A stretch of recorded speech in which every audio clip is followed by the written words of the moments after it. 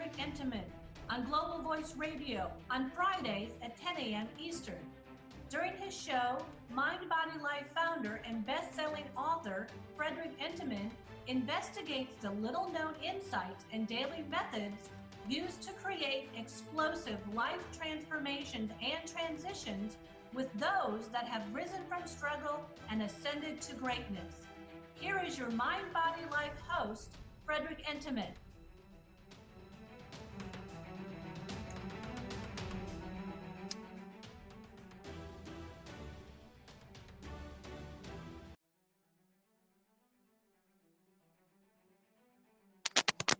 Welcome to the Mind, Body, Life, episode 5. I am your host, Frederick Entenmann.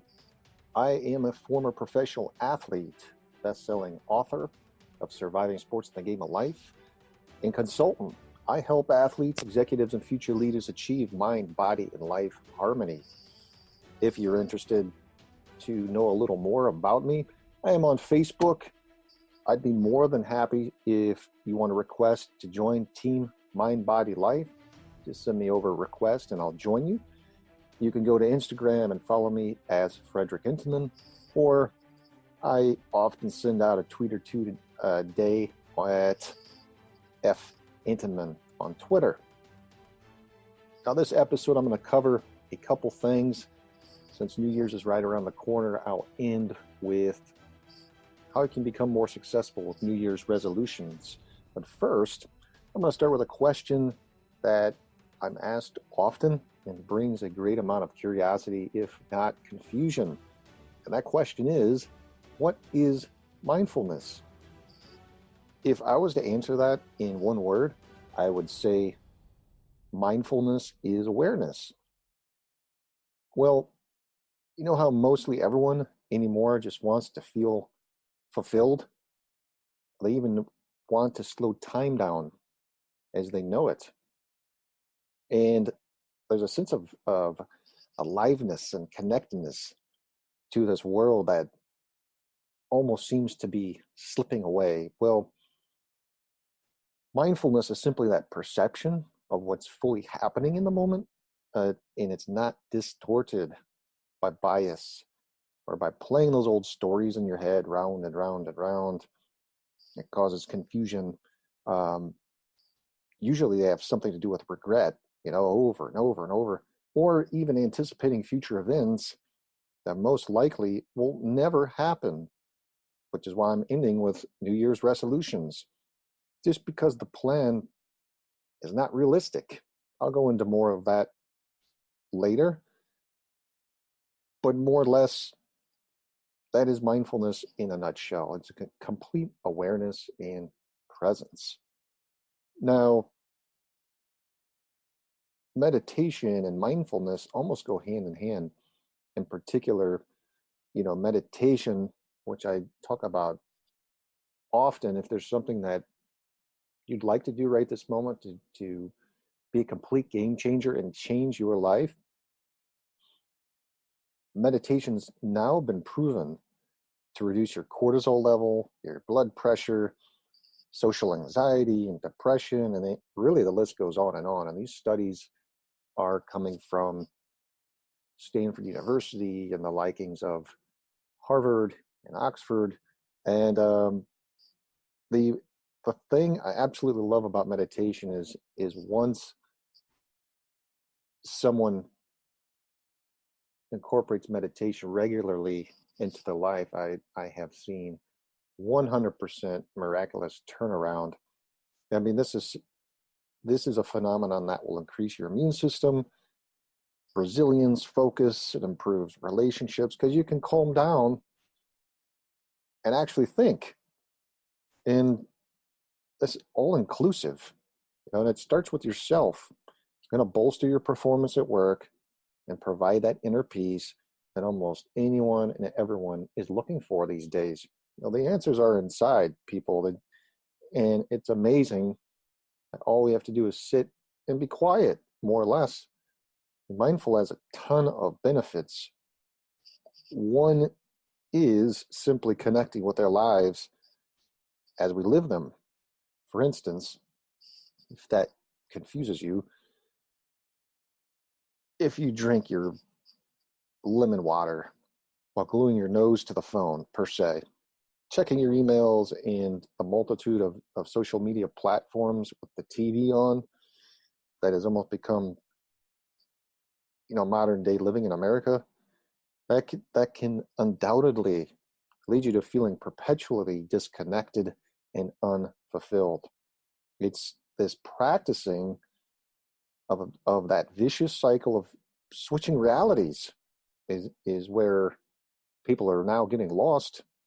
You might think you need to go get a different coffee or grind it differently, and that would make you feel more satisfied, instead of just slowing down and realizing, wow, maybe my first step is really inhabiting our life, and really connecting to it every once in a while. How about that? Just try connecting to your life in the now, rather than creating an environment that wants your attention in 10 different ways, tearing your reality apart. That's what's happening. It's what's happening right now. Sometimes, just drink your lemon water and experience fully. I often, personally, I go outside and sit and savor my cup of tea outside and just concentrate on every aspect of what I'm drinking. And while I observe my surroundings, the color of the trees, the chirping of the birds, the color of the sky, mindfulness, practice, presence. I'll say that again. Mindfulness practices presence. That's a mouthful. Say that 5 times, which helps relieve anxiety, and it can give you a real sense of connection and fulfillment, as well as insight and understanding. I mean, the idea is, by developing a different relationship with our experience, we get to see it differently. So if an emotion comes up and we start fighting it and we suddenly become overwhelmed, there's not a lot of learning going on. Mindfulness simply helps us develop a different, kinder relationship with ourselves, to see much more deeply into all of our experiences. So look at how you speak to yourself when you make a mistake, for example. This is a huge time for reflection. It's almost the new year. Do you pile on endlessly, or do you have more resilience? When you talk to a stranger, are you lost in all the emails you have to write, or can you actually listen more? You sometimes just drink that cup of coffee and feel fulfillment in the smaller things that come your way. And can you be less swayed by others' impressions of somebody and be more determined to see things for yourself and figure things out and how you feel about them, or whether you want to pursue them? You're much more aware of when you're there and when you're not there, and how to bring yourself back to paying attention. I recently had a client say, I was going to stop meditating because I thought I was changing or benefiting from it. Then my kids told me, please don't stop, because you're not so angry, distant, and impatient, and you really listen and have better patience. And you see, sometimes other people see changes in us before we see it in ourselves. So slowing down and being mindful is not so difficult to do for a moment. And this is a start. This would be a great start. It's hard for more than a moment or two. I know that's the work, but it's not such a great skill that it's unimaginable. It's actually right here. And the whole practice is, don't worry where your mind might wander. It's coming back that's most important. People say they feel like failures, for instance, but you can't fail. We just realize our mind has wandered off like a monkey, so to speak, and its curiosity, and then it's in that moment that we have a chance to be really different instead of reinforcing old habits that most likely are just preventing us from getting to where we want to go out of self-sabotage or procrastination or whatever that may be. So instead of lambasting ourselves that we didn't meditate perfectly, we let go and just start over. And it's that simple. And if your mind wanders over the next 10 seconds or even minute, you let go and you start over. And let go and you start over. That's strength training for the mind. We're practicing dexterity and resilience. And mindfulness is not about what's happening, it's how you relate to what's happening. If you sit and think, I'm sleepy, I'm restless, I'm angry, I'm bored, my knee hurts, then something itched, so on and so forth, that could be an excellent meditation depending on how you are with each of those experiences. And I hope that makes sense. Or it could be a terrible meditation if you fall into old habits, such as if anger arises and you think, I'm going to be angry the rest of my life. I'm holding on to this and I'm not letting go. You're really that stubborn, and well, or sadness arises and you think, I spent $50,000 in therapy just last year. I shouldn't feel this way anymore. And I hear and see it all the time. I mean, we pile on judgment on what's already a painful or uncomfortable feeling. That's the ordinary habit of mind. And oftentimes, we're just so critically unfair to ourselves. Evolutionary psychologists claim we have a negativity bias. We're always looking out for the threat in the jungle, that animal about to leap on us and eat us, even if that's not at all realistic to our current state. So with this in mind, I can share with you that the most important thing is consistency. It's much, much better to have a smaller, realistic commitment that you'll actually fulfill than thinking, I'm going to sit and meditate for 2 hours on a Saturday. Usually when someone's starting out, I'll say, try just 5 minutes a day. I mean, I've read research that found meditating for just 10 minutes a day for 2 months establishes new brain patterns. And I have friends who suggest 5 minutes a day, but I respond by saying the first 5 minutes are actually the hardest. That's when you think, I've got to call this person. I forgot to call that person. What's that sound? And all the mind chatter and the things that distract us are just really running around in our mind. And that's why you start to meditate, is to slow that down. And if you sit through that, there's a big discharge of stress, which is a good thing. But after those 5 minutes, you have a chance to go deeper, okay? And common sense says 10 to 20 minutes a day if you can do it. But I think it's the everydayness that's going to prove to be more important. Even a few minutes sitting quietly and following your breath, for instance, goes a long way. And I found it especially effective to breathe, let's just say breathe in to count of 3 and out to a count of 6. And that's all you're focusing on. So it's effectively extending the out breath and deepening the experience of relaxation. And counting, I must say, counting is also an effective object of attention and therefore enhances concentration. And I've also found that it's more practical to truly focus and relax for a minute or two several times a day than to, let's just say, meditate for a long period and constantly battle with that distraction along the way.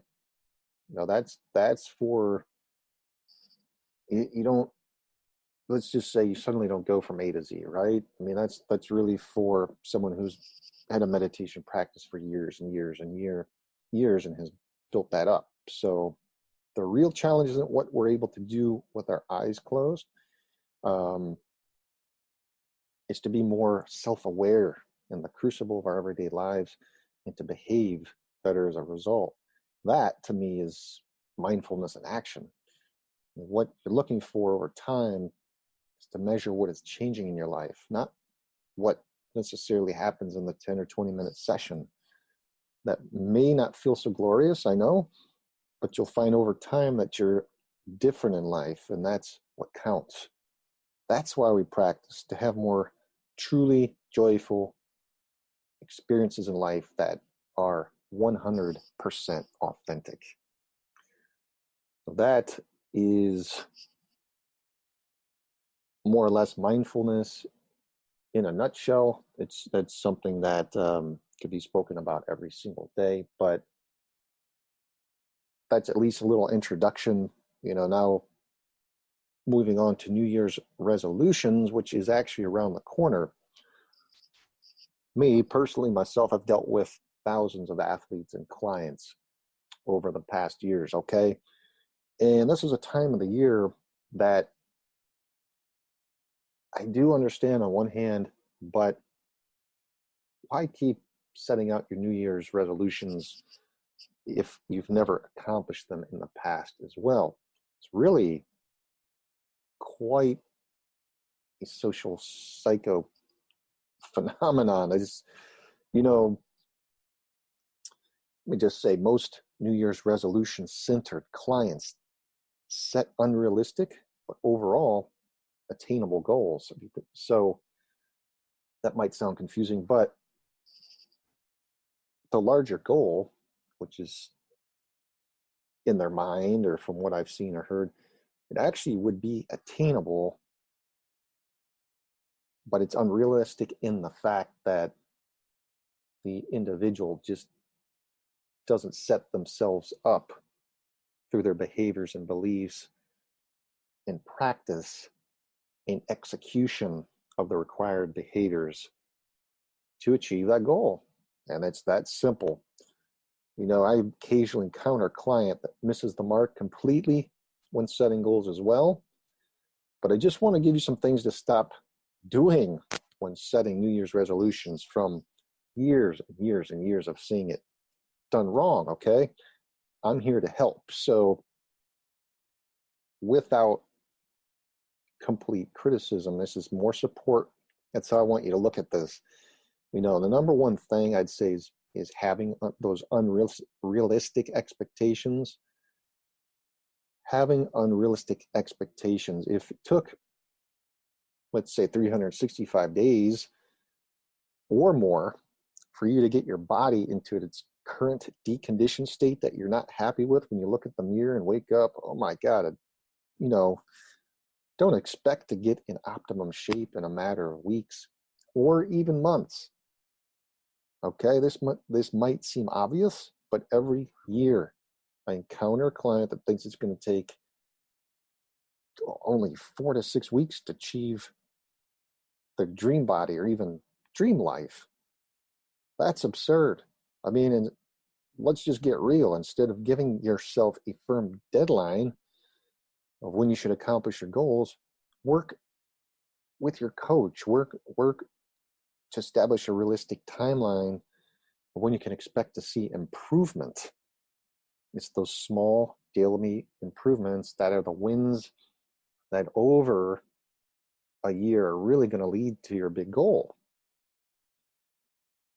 Number 2, I'd say using unhealthy methods to achieve goals is one of the largest problems in the health and wellness industry. Whether it's flat tummy tea or waist trainers or all these cleanses out there, I've seen them all. And I haven't tried them all because I know what's in them and I know how bad they are for the body. It's using these weight loss fast fix, fast promise products.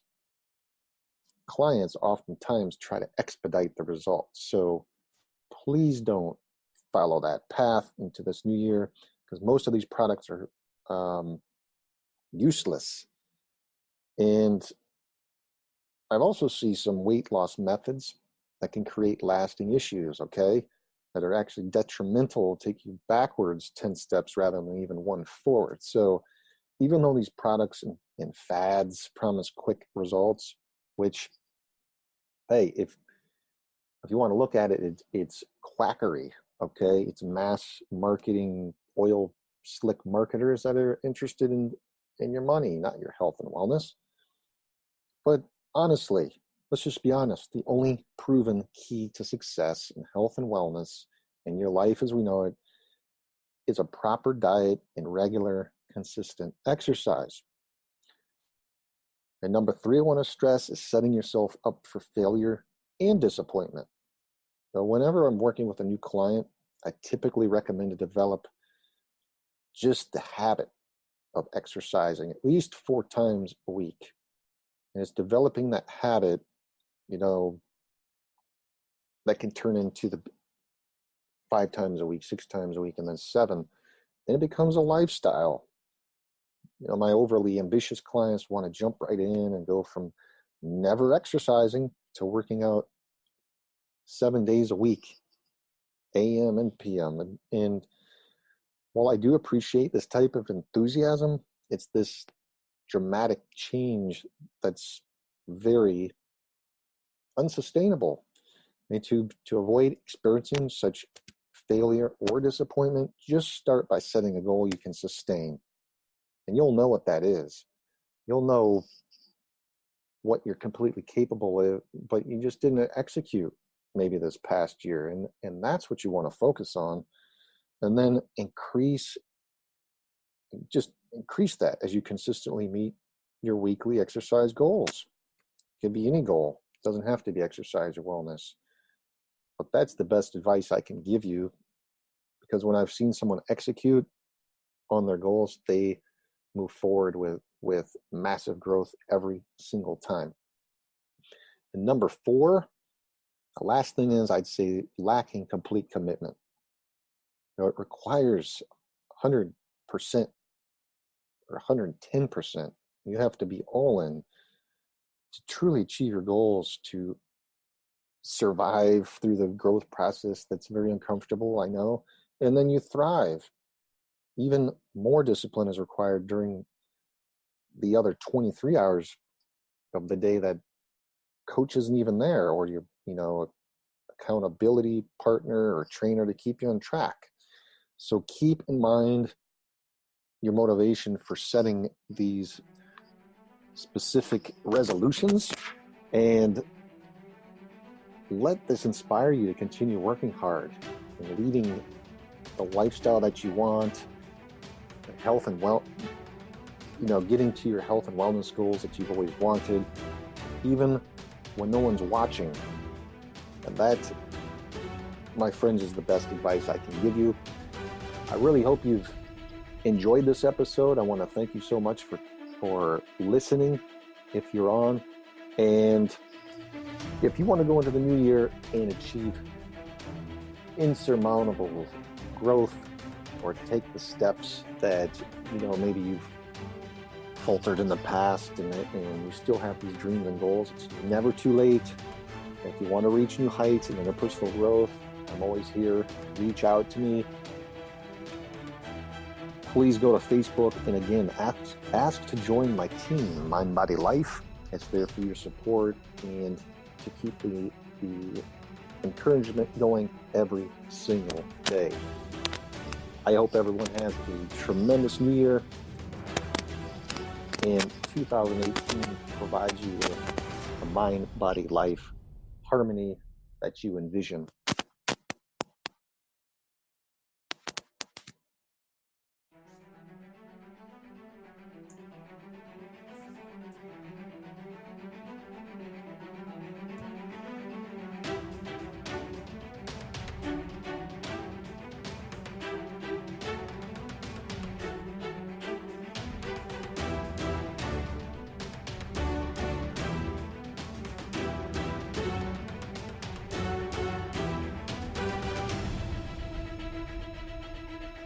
Thank you for joining us. Listen every Friday at 10 a.m. Eastern to Frederick Entenmann host Mind, Body, Life. Connect with Frederick at www.globalvoiceradio.com. Tune in next week for another edition of Mind, Body, Life on Global Voice Radio.